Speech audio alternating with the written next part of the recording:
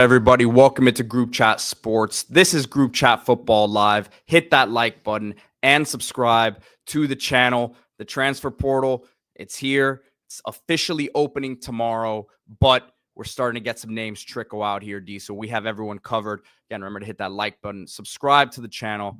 Transfer portal news, recruiting news, coaching movement. We've got everything covered here at Group Chat Sports. And we have some breaking news here as one of the best wide receivers in the country. Syracuse all-ACC receiver Trebor Pena is headed to the portal. This is huge news, D. Yeah, this, like you mentioned, one of the best receivers in the ACC, one of the best receivers in the country, it is announced that he is jumping in the portal. Had an outstanding season for Syracuse last year with Kyle McCord. Was a big part of their resurgence. And now you hope, if you're a Syracuse fan, they keep the momentum. It's going to be hard when you lose everything they lost on the outside, then losing this dynamic slot player. Also, I don't know what it says about Syracuse quarterback situation that he's jumping in the portal, but there he goes. 84 catches last year, 941 yards, 9 touchdowns, 11.2 yards a carry. Plus, he had 12 carries rushing. They had handed off to him. He was a returner as well. Super talented player. You compare him to other slot receivers, he's a little longer and faster than your average slot receiver. He can make plays downfield. Again, he has a little bit more size, so he's not your 5'8", 5'9" kind of guy. He's closer to 6 foot, 185. So this guy's going to have a huge market. But the early reports, when you look at Chris Hummer from 247, Miami making a strong move for Trebor Pena. He's someone who lit up Miami last year for 120-plus yards, so they know exactly what he could do. Saw him in the Carrier Dome. And the interesting thing is that Miami really wanted to add some speed on the outside. Pena, more of a slot receiver, but does have speed. Probably more speed than Restrepo, who was an All-America for Miami last year. They're going to get compared inevitably. Hispanic guys, ACC receivers, both really, really good. I think Pena, more of a speed receiver than a Restrepo was. Maybe a little bit longer, not as heavy. So this would be a huge, huge get for the Miami Hurricanes. They've been looking for that veteran number one receiver to go along with JoJo Trader, CJ Daniels, Malachi Toney really making a move there for them in spring, the true freshman. They add Pena. I think that would supercharge that room and give them exactly what they want from a speed standpoint, from a proven production standpoint, from a veteran standpoint. And there's a comment here from Javi Kane who said, why would Miami waste a spot on another roster guy with Malachi Toney, Nikar, and Ray on the roster? At one point, you need to see what the kids you recruit have. I would say this is an all ACC player. I don't think you turn down a first team all conference player at pretty much any position, maybe outside of quarterback right now, because of course you brought in Carson Beck. Yeah, no brainer. I mean, this is an all ACC player. You bring him in, he's an impact guy. You don't have to bench all the other guys. It's wide receiver. Last year he had 4 wide receivers play a lot. They're all gone, right? So there's one spot going to a dynamic player. You have CJ Daniels, let's say 2 spots on transfers that you expect to step in. You still have JoJo Trader that you're hoping for production from him, but you haven't seen him yet. I think he's going to be very good for the Hurricanes. So there's opportunities beyond the 2 spots, assuming Pena does go to Miami, which is this just happened. So that would be speculation. But look, Miami wants to add a top receiver. This guy certainly fits the bill. You're talking about he played in the ACC already, so you know what he can do in conference. He's one of the absolute best receivers in that conference, along with Restrepo, who you just lost. So you replace Restrepo with Pena. Does he play more outside, give Malachi Toney some opportunities at the slot? I think he's capable of that. He's tall. He's 6 foot, 185. He has long speed. I don't think that's impossible that you put him outside and he gets the work done. But we'll see. This is all very early. This just happened. But what we do know is if you're Syracuse, you're not feeling very good. If you're Miami, you're feeling great that you're being mentioned with the Pena. If you're a team like Michigan, Oklahoma, some other teams that could use a wide receiver, you're making calls, because to me, this is one of the best receivers in the country. He's been on an upward trajectory, entering his 5th year of college football, super experienced, but trending in the right direction with an absolute breakout season last year with Kyle McCord. Kane's Cats Heat 305 asking to see his stats. And he had 84 receptions, 941, and 9 touchdowns last year. 84 receptions. Obviously, with McCord there, they were throwing it all over the place, but highly productive. And he's not small either, D, like you said. Yeah, and this is, again, you're in the ACC. This is a preseason first-team All-ACC player without doing anything other than staying healthy from here till when camp opens. So I think if you're Miami, you are 100% all in on this player. And I think if you're Michigan, Oklahoma, like I said, some of the teams that, in my opinion, need to add a wide receiver of this caliber, I'm making that phone call. USC, another one. I think if there's certain teams that I just think could use a player like Georgia's this. added a lot, but you think they could still dip back into the receiver market? 100%. Tennessee might be tough now because of the quarterback situation. They could certainly use a wide receiver. North Carolina could always use wide receivers. There's a lot of teams. We didn't even mention he's from the Bronx up in the Northeast. How about Penn State, right? Penn State has they didn't have very much receiving production last year, and they lost their top 2 receivers. So if you're Penn State, if I was Penn State, I'm making a huge run at Pena. He's from the Bronx, so he's close-ish to where you're at. That would be somewhere that I'd be pushing hard. And we've got Canes Cats Heat 305 digging deep into the numbers here. He said, I like his stats. He says, UConn 7 yards. What happened there? We'll have to go back and watch the game film there, man. Maybe he got nicked up early or something.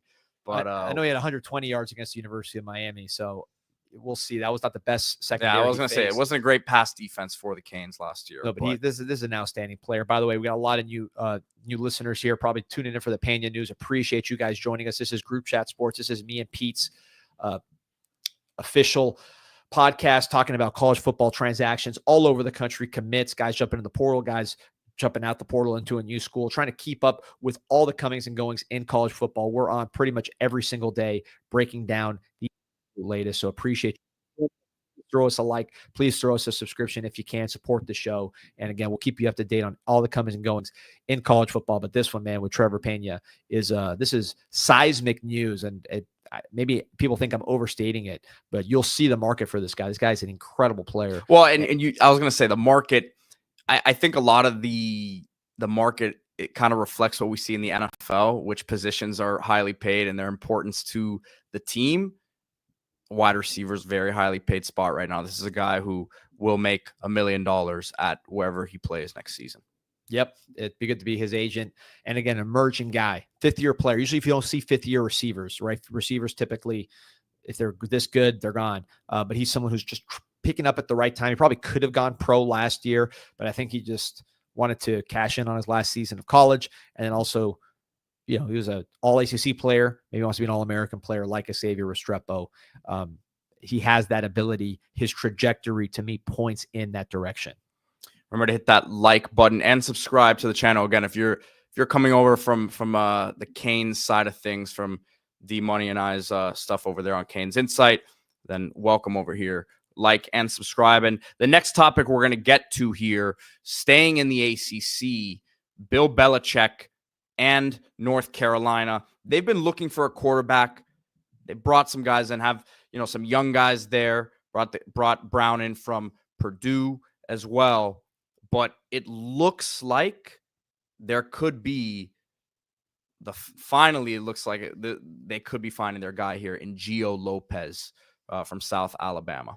Really exciting player. Again, widely reported to be leaning to North Carolina out the portal. You don't usually see quarterbacks of this caliber transferring after the spring, but this is a unique situation. I think UNC went through the spring. They saw they probably needed a little bit more. And a guy like Gio Lopez, maybe he seemed like he was going to stay, maybe just got antsy. And he saw there were so many opportunities to play. I mean, Tennessee now is an open job. So he's probably looking at the market saying, hey, the time is right for me to make this jump.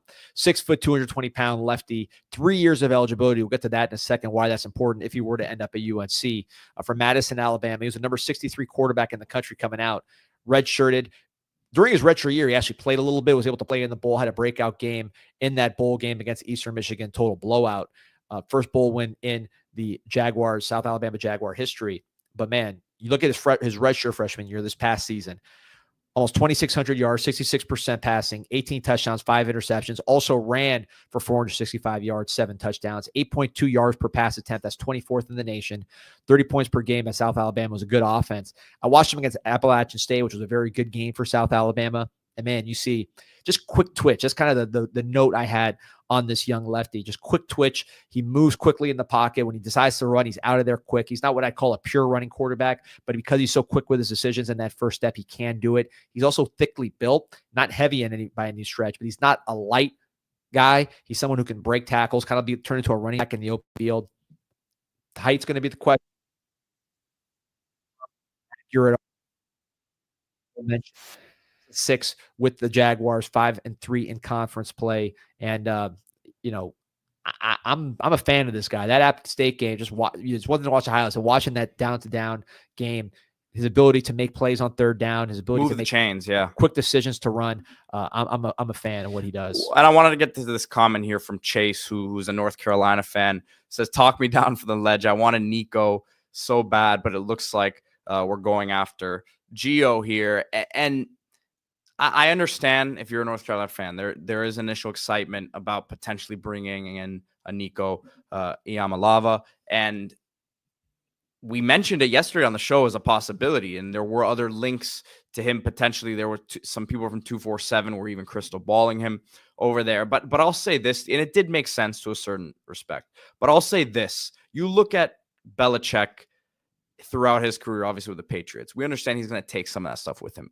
He did have Tom Brady, but even then, was Tom Brady ever the highest paid quarterback in the NFL? No, he wasn't. We understand that's part of his story, and in terms of building out this roster, there's a lot of holes still, I believe, personally, on this Carolina team. They've taken steps in the right direction, but I think they're missing some impact guys at certain spots. And you go and spend on a Nico, you're taking away from what you can spend on the rest of the roster. That's what I would say on something like this.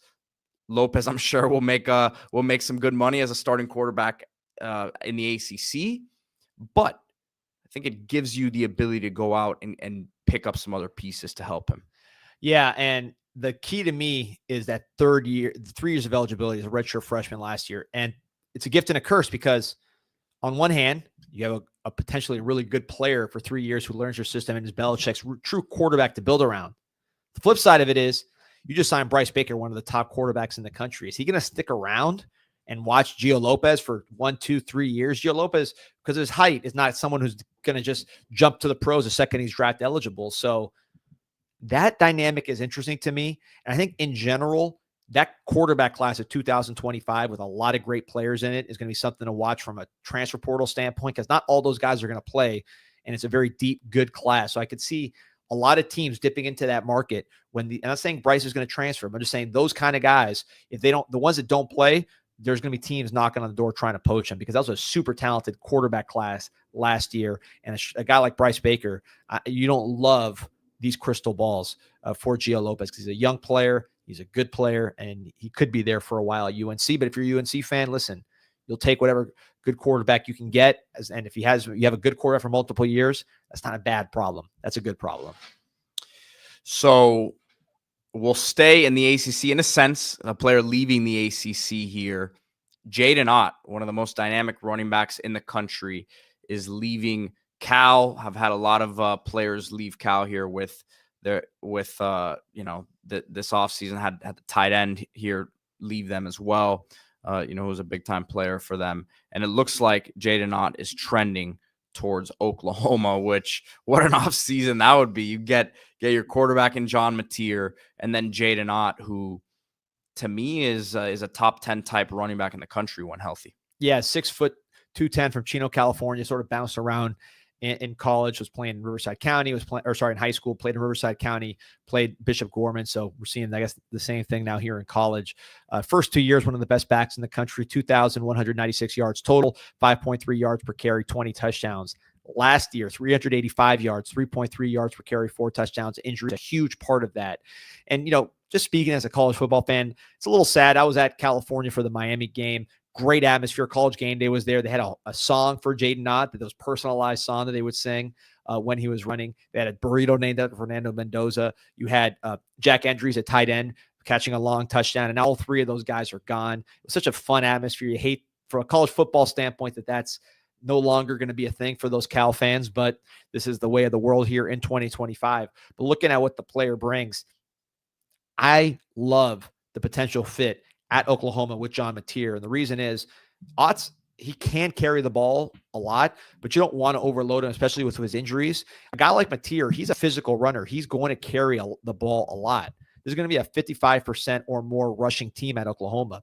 So you're going to have a great running game, but you're going to have another threat at the running game next to you with Mateer. So if you're Ott, you can play off him. If teams are cheating to Mateer on that read, he could just keep the ball and go. I just like those two as a fit. You can rely on Mateer for some of the power running and not have to put Ott in those positions. He's not the biggest guy in the world. So I think that could be a sensational fit. Oklahoma last year, 83rd nationally in rushing yards per game, 112th in yards per carry. Javante Barnes, solid player. They got some other guys in there, Taylor Tatum, Gavin Sawchuk. But I think this type of player elevates that running game to a whole new level and really has a positive impact on John Mateer. And I will say, I don't think this should be any surprise if you understand who Oklahoma hired in the offseason. Jim Nagy, former director of the Senior Bowl. I'm going to show you a pretty interesting tweet here from last summer that I just dug up.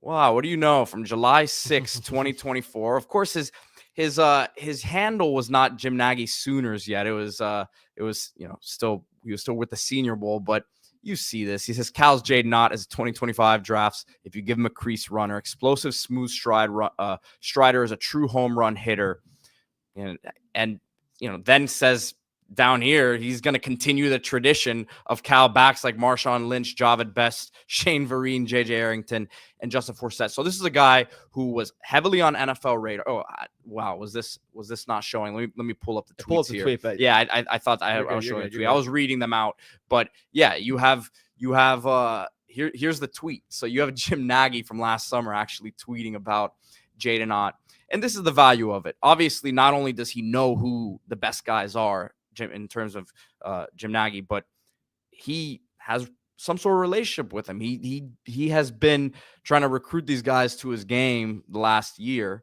right? And some of them who, if this guy was healthy last year, not sure he'd be back this year in college football, right? So this goes to show you, and I bet you we can kind of do the same exercise with a lot of the players that Oklahoma ends up signing here in the portal. Yeah, that's the benefit of having a GM, right? Especially you're spending big money, which, look, if you're going to get Jaydyn Ott, you're going to spend big money. You want to make sure you're spending wisely. You're not just spending to spend.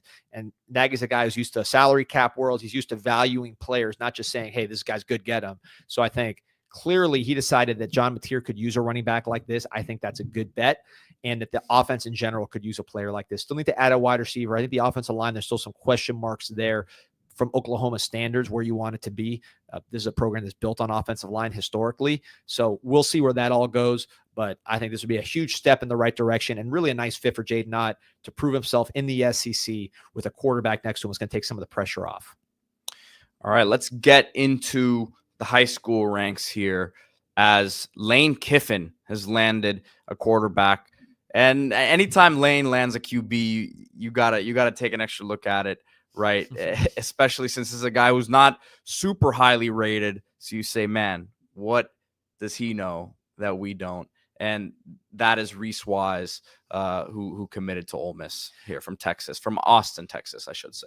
First, two things jump out right away. Number 36 quarterback in the country. So like you said, this is an evaluation from Lane Kiffin, but 6'2", 218, tough as nails, man. You watch the highlights. He's taking shot after shot after shot, holding the ball, not being afraid to throw with a guy bearing down on him. He is tough as nails, and he's physical when he runs.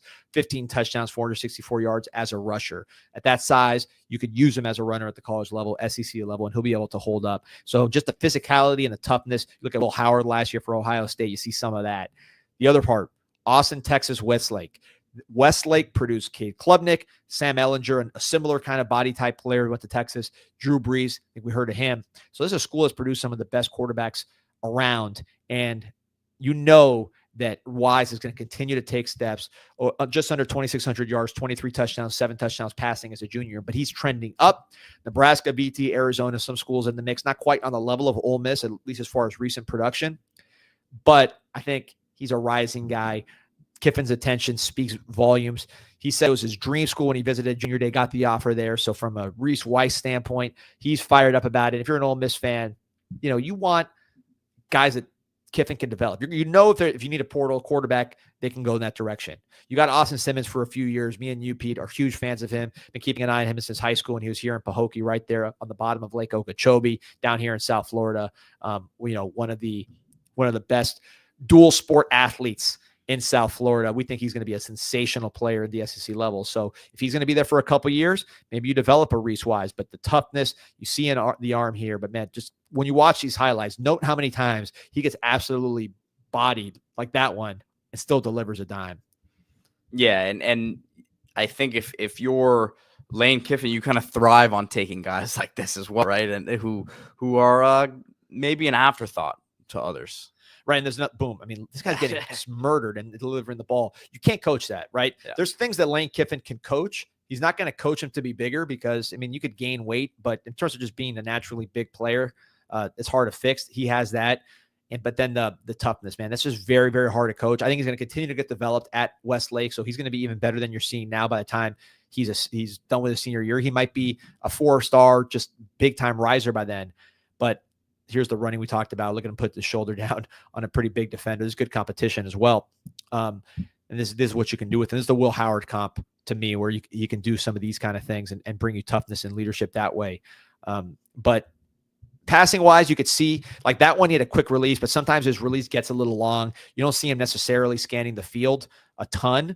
Nice back shoulder throw there. So I think these are things that Lane Kiffin can help him, both by giving him simple reads that he can execute on like that one, and also developing him as a quick thinker, going through his progressions. But there you go. That toughness, you just cannot coach toughness like that. Jackson Dart, high intangible guy, now going on to the NFL draft, someone who developed in college as well, was kind of an afterthought at USC when they brought in Caleb Williams, and ended up being one of the best quarterbacks in the country. So again, another one, boom. I mean, this guy's offensive line, I don't know what's going on, but he is getting absolutely murdered on a lot of these highlights. I can't even imagine there's another one, boom. I mean, this is a tough dude, man. And I think there you see, that's the threat that you have. The classic Tim Tebow play. When you have a quarterback that can power run and get you short yardage gains with his running, it opens up all those kind of options. He's only the 5th commit here in the class right now for Ole Miss, 39th ranked class in the country. Was, of course, a very strong transfer portal haul for them, as it normally is for Ole Miss. So a lot of money was put into that portal class, and I'm sure we'll see this class, up in the top 25, 30 when it's all said and done. Yep. And Ole Miss, man, we thought the Kiffin be there and be gone and be kind of a short-lived thing. This is built to last, man. You're seeing him just build a program. Yes, they're going to be heavily reliant on the transfer portal. They're good at it. They should be. But then they're also recruiting guys to develop. They're landing some big-name players, particularly in the state of Mississippi. So they're winning recruiting battles and also developing. You like what's going on if you're an Ole Miss fan. This is something that is sustainable and is going to last a long time. They've had flashes where you say maybe Ole Miss is rolling right now and then it goes away. This to me is probably the most sustained success you've seen from Ole Miss as a program. And when you're taking guys like this, you're not taking guys like this to be a Band-Aid. You're taking guys like this to develop and grow. And I like the pickup, like the fit, like everything about where the Ole Miss program is headed right now. All right, so we'll wrap things up here with one last recruiting story. Notre Dame, man, they've had a heck of a start to this recruiting class, and they landed a 4-star wide receiver, Bubba Frasier from Benedictine Military School in Savannah. We actually spoke about his quarterback the other day, Stephen Cannon, who committed to Texas Tech, and this is a nice pickup here for Notre Dame. Yeah, this is an electrifying player from Savannah. Great program down there as well. Very military school. These guys are on point. Teammate Herbert Scroggins signed with Miami, Florida last year. Is a very good team in the area. 5'11", 175 pounds. Low 4-star on the composite. Number 58 wide receiver. Chose Notre Dame over Wisconsin, Georgia Tech, and North Carolina. Joining Dylan Faison in the wide receiver class. Of course, the brother of one of the most exciting Jordan Faison, one of the most exciting players in college football, given the lacrosse football background. Bubba Frasier, more of a conventional 2-sport background, football and track. 10.69 in the 100 meters, 21.76 in the 200 meters. Look at the stats: 1,300 plus scrimmage yards, 13 touchdowns, 46 receptions, 753 yards, 5 touchdowns. Also ran for 604 and 8 touchdowns. You see it on the highlights. He's somebody that, the speed is obvious. He runs like a sprinter, right? He's got a strong body, nice route there. He's got a strong body. He's got a flat back. He is very much a sprinter when he gets the ball in his hands, and then the speed plays. It's not just for the track, as you could see. I mean, look at him go up and get the ball here. When he gets going, he's got that 10.6 speed. And what I thought was interesting was when you listen to his commitment. He said, I visited Notre Dame, got a great vibe from the whole university and the football program. He shouted out Mike Brown, the wide receivers coach, Marcus Freeman, and Carter Oman, director of recruiting. But he said that Brown told Freeman, and then I guess relayed the message to Frasier, they're missing a guy like me in Notre Dame's offense, a speedy, fast, quick route runner who can also return punts. I know Notre Dame was also in on Braden Robinson, who's a very similar player from Texas, undersized, insane track background, very dynamic. I don't see, could be wrong, I don't see Notre Dame taking both of those guys. It seems like they made a decision and they decided to go with Bubba Frasier, adding to their number 3 ranked recruiting class. And again, the one thing that when you compare Braden Robinson to Frasier, I think Frasier just has a little more strength to his body. Maybe Robinson might be a little quicker laterally, but in terms of just strength to go with that speed, I think you had that with Bubba Frasier, a guy that breaks tackles, that, you know, a guy that they're handing him the ball out of the backfield. I mean, and then this, right? This is why you go and get him, is that pure long speed, which there's not that many players in the country that have it. And look, it's recruiting. You tell these kids all these kind of things all the time, but I think that's right. I think Notre Dame did lack a player like this. Obviously, they went to the championship. They didn't necessarily absolutely need a player like this, but this could add a whole new element, particularly with such a strong running game, right? That when you get those safeties creeping up to stop the running game, and you have guys like this who can make and pay with 6 points, with a good defense that you're going to have every year under Marcus Freeman and Notre Dame, that gives you so many more options in the playbook to scare defenses and make them think twice potentially about cheating with that running game, because this guy can go over the top. Yeah, and this was like his commitment video here. It's 3 minutes, so Notre Dame fans, if you want to, I think size might be an issue, right, Pete? Yeah, you know, he's got some room to grow at least, but you guys got some good footwork. Maybe he could turn into something down the line. No, but you see the work ethic with him, man. If you're doing this when you're a little kid, you're going to fit right into Notre Dame's culture, Notre Dame's program, and this is from the high school he came from, the need of the Notre Dame program, the quality of the player, it all fits. Excited for Bubba Frasier. I think it's going to be a good fit with Notre Dame. Without a doubt, man. We've talked a lot about Notre Dame recently. Really, really good start for them in this class. And there was, you know, they lost Chad Bowden as GM, so there was some concern, right, whether or not they were going to be able to keep up their momentum. But after the season they had, man, I think that program sells itself, and Marcus Freeman has it rolling without a doubt there. Notre Dame fans, hit that like button, subscribe to the channel. We'll have you guys covered throughout this portal process. We'll see how active the Fighting Irish are here in the coming weeks. But thank you guys all for watching the show today, and got almost 30 on the show, man. So if you joined us from the Canes talk in the beginning, man, don't make sure this isn't the last time you check out Group Chat Sports. All relevant stuff across the country. Thanks for watching. See you guys tomorrow. See you tomorrow.